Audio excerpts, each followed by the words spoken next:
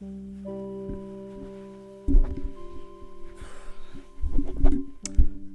and welcome to the beginning of the 365 films in 365 days challenge. So the gist of it is, well, it's basically what it says on the tin.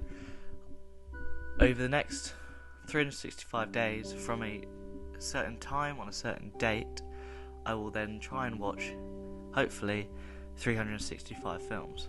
The reason I'm doing this is because I'm a film student, and I'm in my last year of uni. This challenge will go over my last 4 or 5 months of uni, and then into, first, whatever left, like 7, 8 months going into hopefully working in and around film. So I figured, why not just sort of try and, while I'm starting to work in film and ending my uni degree, try and surround myself in as much cinema and as much film as possible, and watch some films that have been in my watch list for about 4, 5, 6 years that I've just never got around to. I'm also doing this because I got into a bit of a slump where I just wasn't watching any films at all, and I feel like this would be a good motivation for me to actually sit down and sort of expand my my cinema knowledge and maybe get some inspiration from the films I watch. So I actually have a PowerPoint that I might put into the video, but we'll see, because I'm not the best at editing. Anyway, so let's go over some rules. The challenge starts on the 16th of December, which is today, at God knows when, because I'm going to edit this video together first. I'll put a thing up of the time somewhere on the video, and it ends on the 16th of December at said time that I'm going to put on the video next year, so 2024. Unwatched films only, no rewatches, no I'm obviously allowed to watch them, but they won't count towards the 365 films, and only feature length films. So anything above 60 over an hour is considered feature length, so anything over an hour. And obviously this includes film, documentary, all that. And there will be several categories and requirements for me to follow, mainly just to give me some checklists and almost like a bingo sheet of just trying to fill in and get a broader range, to force me to go into a bit of a broader range of film, and into some categories or genres or directors that I would never really venture into if it was just me picking a film.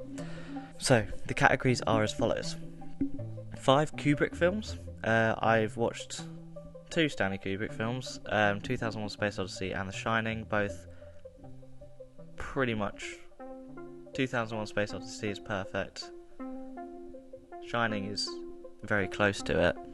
I really liked Stanley Kubrick's films, the ones that I've seen, so let's watch a bit more of him. 5 Scorsese films, mainly because everyone raves about him. I've watched a handful of his films, some I like, some not so much, but yeah, I'll watch a few of his. And finally, for the directors, for now, I might add some categories in later on down the line.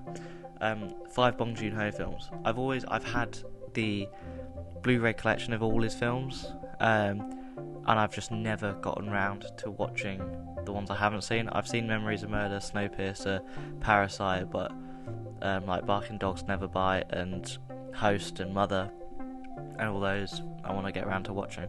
And then additionally, 20 films recommended by my partner, because she's always going on about how I haven't watched the best films, haven't watched any of the classics, so 20 films recommended by her that I have to watch over the course of the next year. Next, which is the biggest, actually no, it's not even the biggest, ignore me, but 40 films watched in the cinema. They can be obviously like reruns, so like a 1980s film being shown in the cinema, but going to the cinema and watching a film, I always say I'm going to do it, I always say I want to do more of it, I just never get round to it. So this is just me sort of giving myself a kick up the arse, and also means that I'll actually watch new releases, which is, I always go, I really want to see that, never get round to doing it, so this will help. 25 foreign language films. Again, I enjoy international films, mainly Asian films, but this will help me sort of get into some other European language films that I've never seen. Scandinavia's got quite a few. Obviously, go back to Korea, Japan, maybe even dip my toes into some Bollywood. 30 animated films, because animation is fantastic, and it'd be interesting to sort of pick some more niche ones, not the usual Disney, Pixar, DreamWorks, and all that. So that'll be fun. Next, which is the one I'm probably least looking forward to, is 10 musicals, because I do not like musicals very much.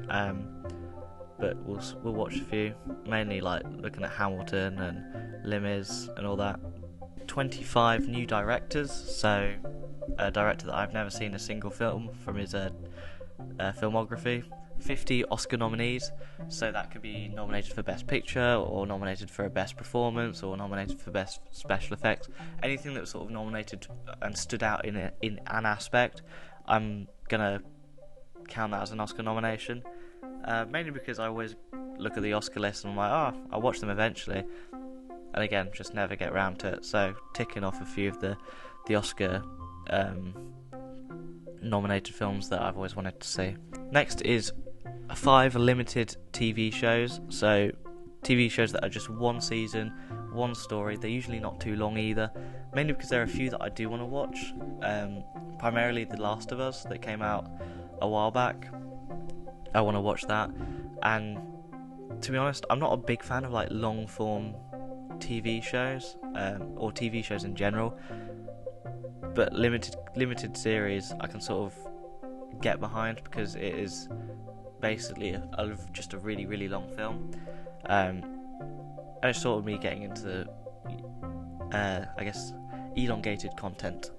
And then 20 documentaries, because I like documentaries, and I think they'll be quite interesting to pick out.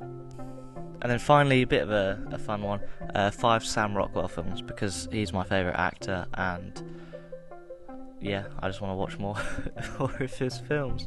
So those are the categories, those are the rules. I will start when I've done this. There's also going to be another video coming out, just sort of addressing my top 10 films.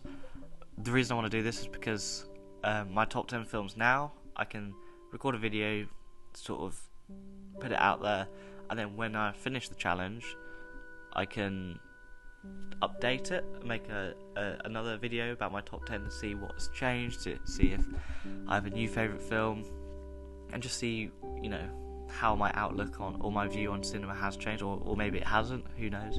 So my plan for sort of updating on the challenge is to do every month or two. I think I'll do a sort of a mini roundup of some of the, you know, some of my highlights of the films I've watched, and then right at the end I will do a big long video of sort of going over briefly every film I watched, and maybe I'll rank them, or maybe I'll just rate them, and just sort of doing a big overview, but there'll be like mini updates throughout.